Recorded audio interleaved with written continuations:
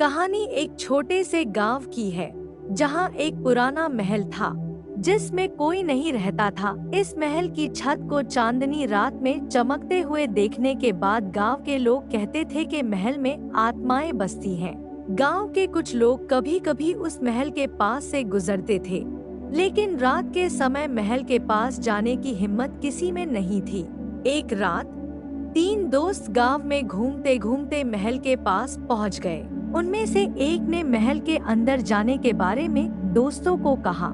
बाकी दो दोस्त डर तो गए, लेकिन अपनी हिम्मत दिखाने के लिए मान गए। तीनों ने महल के अंदर कदम रखा।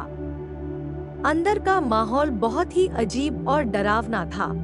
चारों तरफ अंधेरा और दीवारों पर पुराने चित्र थे, जिनके चेहरे मानो जिंदा हो। जब वे महल की दूसरी मंजिल पर पहुंचे, तो अचानक उन्हें किसी की हंसी सुनाई दी।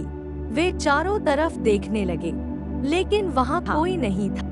फिर अचानक एक दरवाजा खुद ब खुद खुल गया और उन्होंने देखा कि वहां एक परछाई खड़ी थी। वह परछाई धीरे धीरे उनकी तरफ बढ़ने लगी। तीनों दोस्त डर के मारे चिल्ला उठे और वहां से भागने लगे।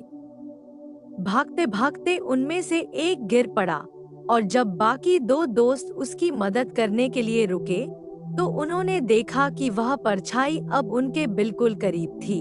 वे किसी तरह महल से बाहर निकलने में कामयाब हुए, लेकिन वह दोस्त जिसने गिरकर अपनी जान बचाई थी, वह पूरी तरह से बदल गया था। वह हमेशा चुपचाप रहने लगा और उसकी आंखों में एक अजीब सा डर और खालीपन बस गया था। उस रात के बाद कोई भी उस महल के पास नहीं गया, और गांव के लोग कहते हैं कि उस महल में जो आत्माएं रहती हैं, वे किसी को भी अपनी जगह से निकलने नहीं देती।